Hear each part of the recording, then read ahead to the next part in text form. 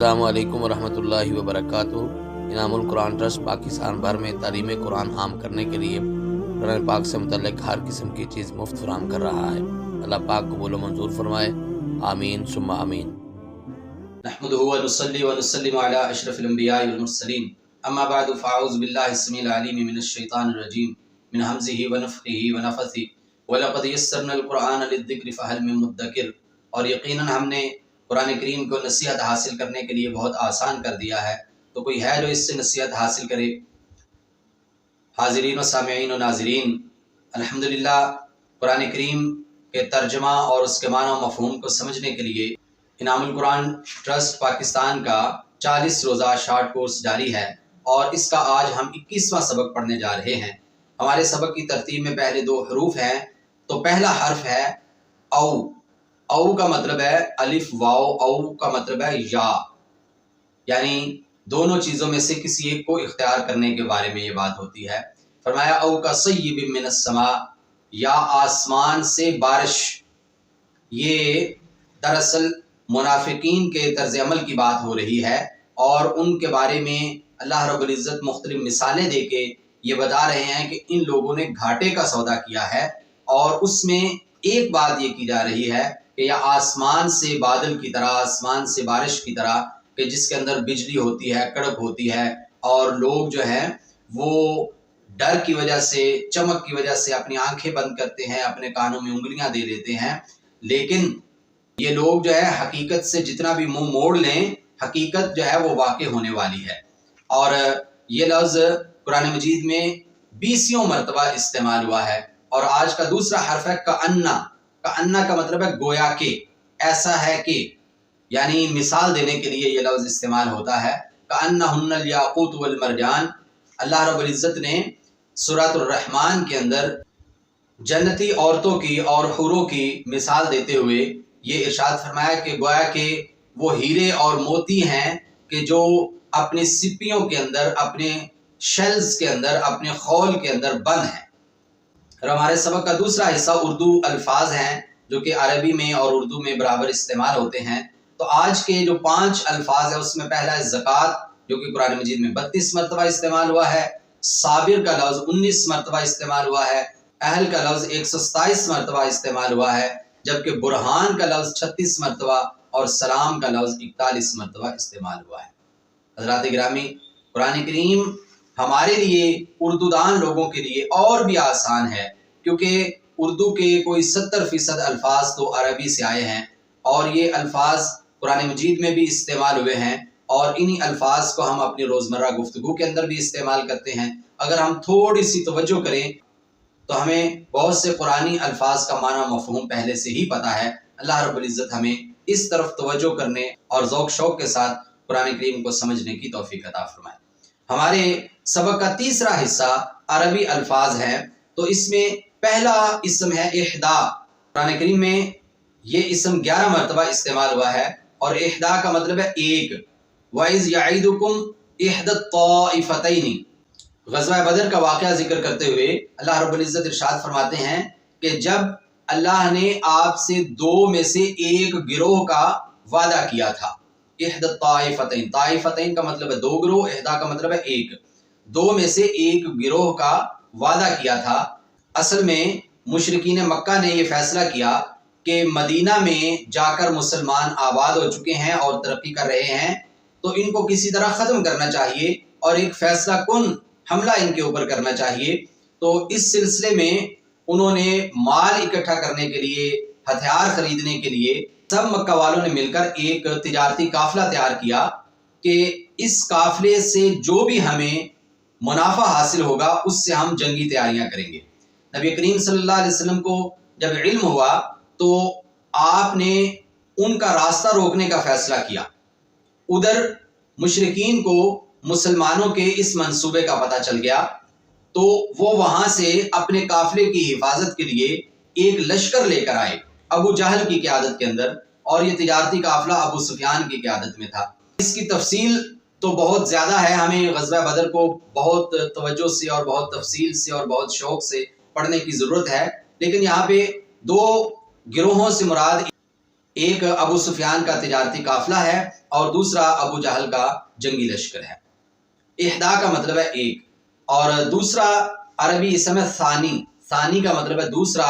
قرآن کریم میں یہ لفظ 13 مرتبہ استعمال ہوا ہے۔ فرمایا ثانی اثنین اذ ہما فی الغار، کہ نبی کریم صلی اللہ علیہ وسلم جب غار ثور میں ہجرت کے موقع پہ موجود تھے، 3 دن اور 3 راتیں وہاں پہ قیام کیا، تو مشرکین مکہ نبی کریم صلی اللہ علیہ وسلم کو تلاش کرتے ہوئے اس غار کے قریب پہنچ چکے تھے، اور اندر سے حضرت ابوبکر صدیق رضی اللہ تعالیٰ عنہ انہیں دیکھ رہے تھے، اور وہ پریشان ہو رہے تھے کہ اگر یہ لوگ نیچے کی طرف دیکھیں گے تو نیچے یہ غار ہے، اور اس غار میں بیٹھے ہوئے ہم انہیں نظر آ جائیں گے۔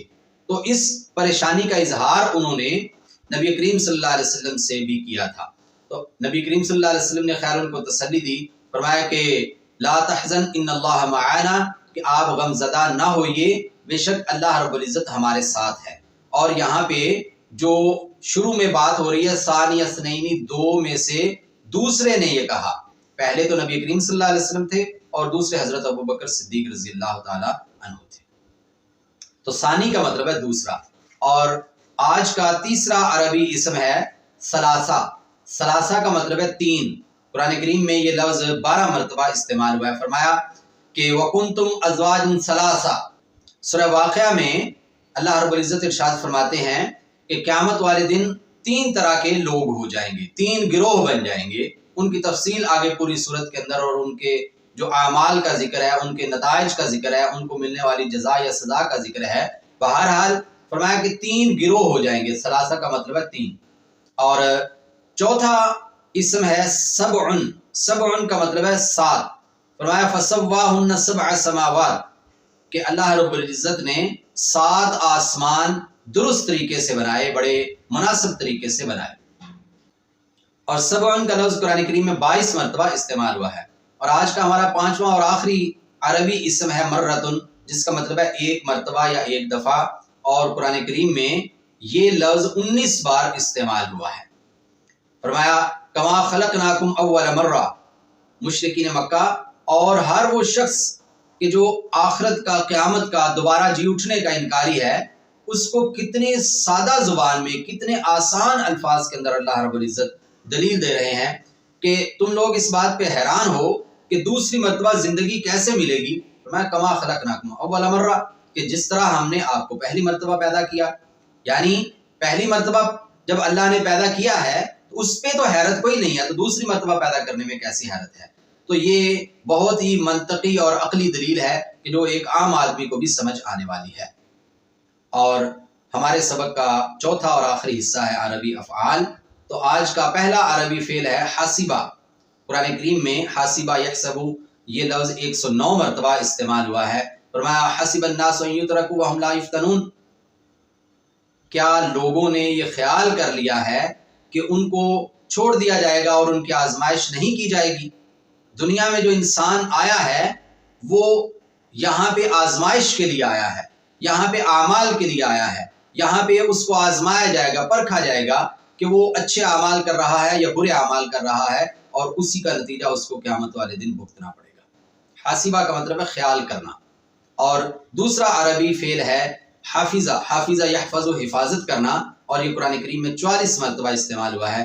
فرمایا وَقُلْ لِلْمُؤْمِنَاتِ یغضضن من ابصارہن ویحفظن فروجہن، کیا پیارے پیغمبر صلی اللہ علیہ وسلم مومنہ عورتوں سے یہ کہہ دیجئے کہ اپنی نظریں جھکایا کریں، نظریں نیچی رکھا کریں، اور اپنی شرمگاہوں کی حفاظت کیا کریں۔ یحفظن کا مطلب ہے حفاظت کرنا۔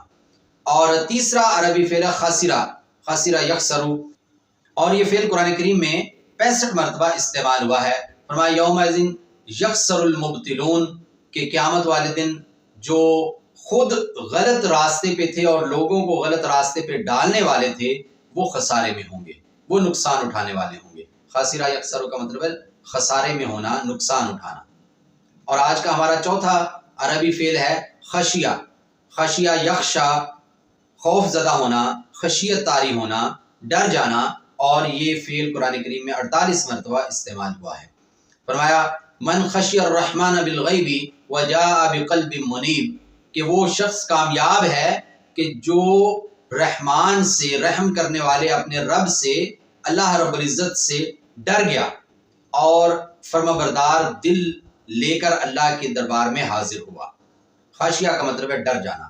اور آج کا ہمارا 5واں اور آخری فعل ہے رحمہ، رحمہ یرحمو، اور یہ قرآن کریم میں 339 مرتبہ استعمال ہوا ہے۔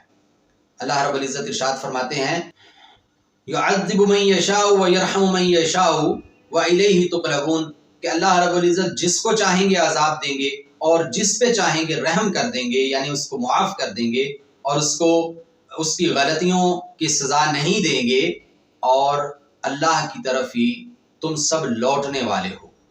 رحمہ یرحم کا مطلب ہے رحم کرنا۔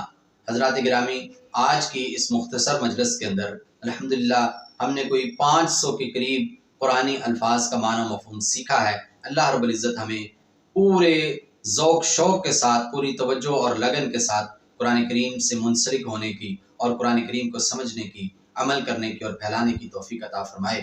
وما علینا الا البلاغ المبین۔